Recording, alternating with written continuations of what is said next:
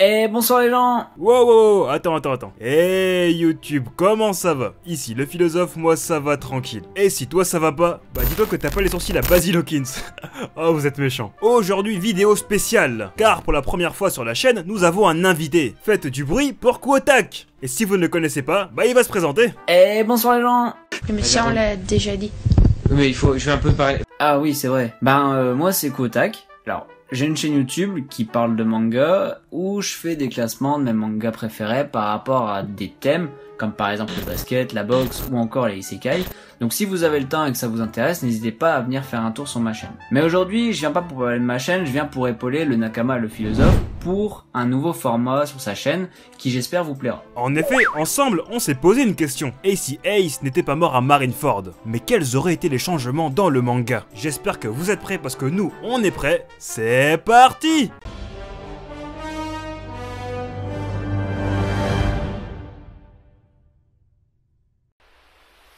La mort de Ace et la guerre au sommet sont sûrement les deux événements qui ont eu le plus gros impact sur le scénario du manga. C'est ce qui a permis au gouvernement mondial d'être déclaré vainqueur face aux pirates. Cette guerre a aussi entraîné la retraite de Garp et de Sengoku, ce qui a provoqué la fissure entre Aokiji et Akainu, et donc la démission du poste d'amiral de Aokiji. Big Mom marque l'île des hommes poissons comme son territoire, et bien sûr cela a eu un impact très important sur Monkey D. Luffy. Alors notre but ne sera pas de totalement changer Marineford. Donc on va essayer de sauver Ace tout en essayant de rester le plus proche possible du scénario de Marineford. Et c'est ce que Quotac va vous expliquer tout de suite.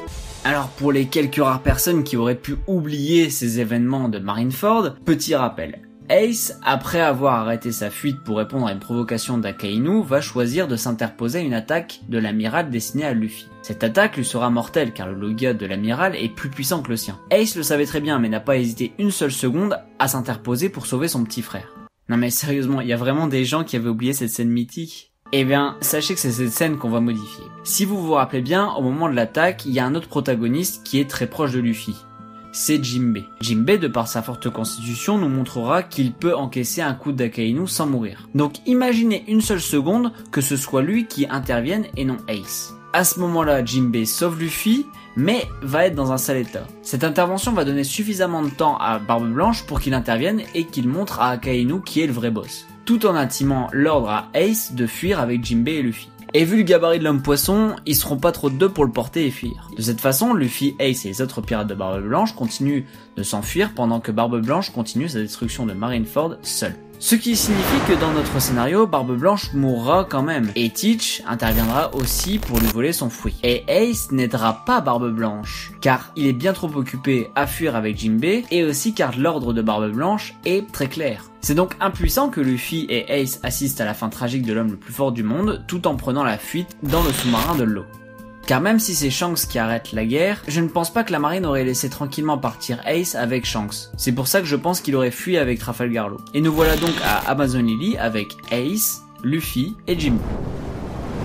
Nous sommes donc après la guerre de Marineford, dans laquelle Barbe Blanche y est mort. Et Barbe Noire a volé son fruit du démon. Ace, qui lui est bel et bien en vie, remercie tout le monde de l'avoir sauvé. Mais néanmoins, son esprit est très touché et il se sent honteux d'être d'une certaine manière la cause de la mort de son capitaine. Et il repart avec le nouvel équipage de Barbe Blanche, mené par son nouveau capitaine, Marco le Phénix. Luffy reste lui sur Amazon Lily et va sûrement revoir Rayleigh. Et à partir de là, on a imaginé plusieurs gros changements dans la suite de One Piece que nous allons découvrir ensemble maintenant. Eh bien déjà, pour l'arc de Dressrosa, ce serait totalement différent, car un des événements majeurs a été bien sûr le tournoi organisé dans le Colisée, et rappelez-vous pourquoi Luffy participe, car le Mera Mera no Mi, le fruit de son grand frère Ace, y était mis en jeu. Or là, si Ace n'est pas mort, alors logiquement, son fruit du démon ne réapparaîtrait pas, et Luffy ne va donc pas au Colisée. L'arc est donc totalement différent. Mais imaginez aussi Sabo. Oui, Sabo et Koala sont venus à Dressrosa pour enquêter sur les dessous de Dressrosa et trouver les armes. Mais lui aussi ne va pas participer au Colisée, car le fruit de Ace n'est pas à gagner.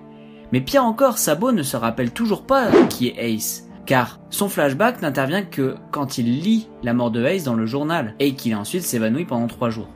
Ça veut donc dire qu'on aurait pu avoir une scène où, possiblement, Luffy et Sabo se rencontrent, et que Sabo ne reconnaisse pas Luffy. Ça aurait été dingue. Enfin, Burgess, qui est à Dressrosa pour lui aussi le fruit de Ace, ne serait pas ici, et donc ne se serait pas retrouvé à la planque des révolutionnaires à la fin de l'arc, à Baltigo, et le QG de Dragon ne serait pas détruit par le CP9. Mais attends Kotak, on pourrait même aller encore plus loin. Imagine l'arc de Wano Kuni actuel. Bon, du coup, si tu n'es pas à jour dans One Piece, à l'écran s'affiche la minute à laquelle tu dois te rendre. C'est bon? Allez, c'est parti. Donc, pour ceux qui ont suivi Wano Kuni, vous savez que la petite Otama attend depuis 4 ans quelqu'un, qui n'est autre que Ace au point ardent. Ace lui avait promis de revenir un jour, et même de la prendre dans son équipage. Et connaissant Ace, c'est sûr qu'en voyant la situation à Wano Kuni, il aurait tenté de faire quelque chose pour changer le pays. C'est alors possible qu'il puisse se joindre à la rébellion dans le but de vaincre Kaido. Mais sinon, au niveau du monde de One Piece, un événement aurait quand même eu lieu, la guerre de la vengeance. Ah oui, c'est cet événement. Il est indépendant de la mort de Ace, car si Barbe Blanche meurt à cause de Teach, cette guerre aura quand même lieu. Et Ace y participera forcément. Et personnellement, je pense que la présence de Ace ne changerait pas le résultat du combat. Teach à ce moment-là est bien trop fort. Et je pense même pire. Je pense que connaissant Ace dans une bataille pareille, même au moment où l'équipage de Barbe Blanche aurait été vaincu et où il aurait fallu fuir, Ace se serait jeté à corps perdu dans la bataille pour une provocation de Teach et serait parti comme une tête brûlée, sans mauvais jeu de mots, et il est bien évidemment possible que Barbe Noire le tue. Et qu'au final, il meurt dans cette guerre, et que tout ça soit fait pour rien.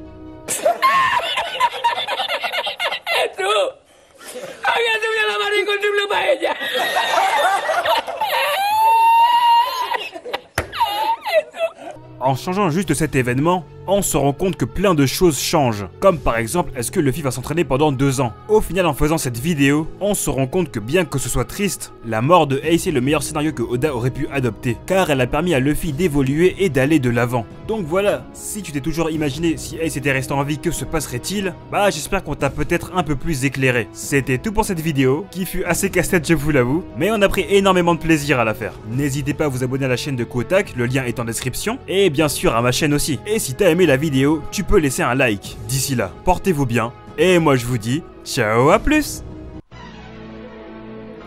Prochaine théorie sur le philosophe. On va parler de l'ancien royaume. Et pas que, de l'ancien royaume, du siècle oublié, de Im-sama, et même de Goldie Roger. Waouh. Et on parlera même pas de Luffy. Ah si, on parlera des D et des Monkey D en particulier. Allez, dis-moi pourquoi s'il te plaît. Alors abonnez-vous et laissez un pouce bleu car la prochaine théorie sur le philosophe. Le roi, Luffy, et l'ancien royaume du siècle oublié. Non. Allez, moi je vous dis, ciao, à plus.